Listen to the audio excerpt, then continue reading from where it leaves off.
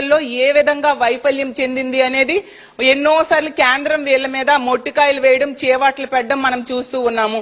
ఈ అనిత గారు ఒక మహిళా హోంమంత్రిగా ఉన్న ఈ రాష్ట్రంలో మహిళల్ని బట్టలిప్పి ఇదే తెలుగుదేశం పార్టీ నాయకులు కొట్టడం అంట ఒకవైపు. ఇంకోవైపు ఏమో ఒక మహిళ వైద్య విద్యార్థిని అయిన ప్రియాంక అనే మహిళని అంటే మద్యం మత్తులో కారుతో ఆమె బండిని గుద్ది ఆమెని చంపేయడం అంట. ఆమె మెడ మీదుగా కారుని ఎక్కించేసి ఆమె చావుకి కారణం అవడమంట. ప్రభుత్వం నిమ్మకి నీరెత్తినట్టుగా చూస్తూ ఉంది. ఎన్నో సందర్భాల్లో తెలుగుదేశం పార్టీ నాయకులే మహిళల మీద దాడులు చేస్తూ ఉండే పరిస్థితి స్పష్టంగా చూస్తూ ఉన్నాము. అలాగే తెలుగుదేశం పార్టీ ఎమ్మెల్యేలే మహిళల్ని వేధించిన పరిస్థితి, మహిళల మీద అఘాయిత్యాలు చేసిన పరిస్థితి కూడా చాలా సందర్భాల్లో చూస్తూ ఉన్నాము.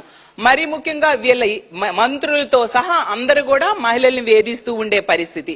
తెలుగుదేశం పార్టీ ఎంపీఏ డ్రగ్స్ సేవించి పట్టుబడిన విషయం కూడా మనం చూసాం.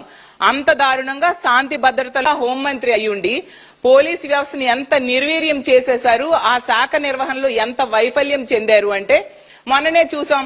బిఎన్ఎస్ చట్టాల అమలులో బిఎన్ఎస్ఎస్ చట్టాల అమలులో మన రాష్ట్రం దేశం మొత్తం మీద తీసుకుంటే కేంద్ర హోంశాఖ నివేదికలో రాష్ట్రాలు అలాగే కేంద్ర పాలిత ప్రాంతాలు కలిపి 36 ఉంటే 36వ స్థానానికి మన రాష్ట్రం దిగజారిపోయింది.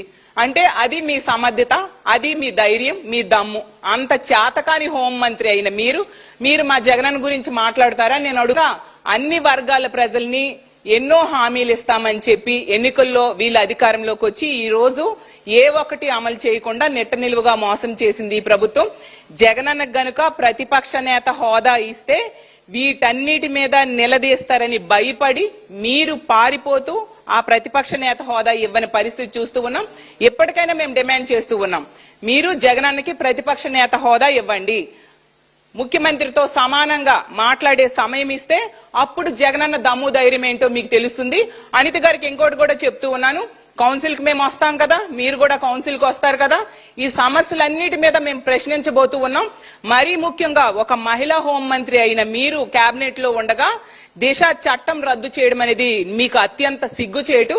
వీటన్నిటి మీద కూడా మిమ్మల్ని నిలదీయబోతూ ఉన్నాం. వీటికి ఏమి సమాధానం చెప్తారో చూద్దాం. అలాగే జగనన్న దమ్ము కోసం మాట్లాడే అర్హత మీకు లేదని తెలియజేసుకుంటూ ఇప్పటికైనా మా పార్టీకి అసెంబ్లీలో ప్రధాన ప్రతిపక్ష హోదా ఇవ్వాలి, అలాగే ప్రతిపక్ష నేత హోదా జగనన్నకి ఇవ్వాలని కోరుకుంటూ సెలవు తీసుకుంటాం.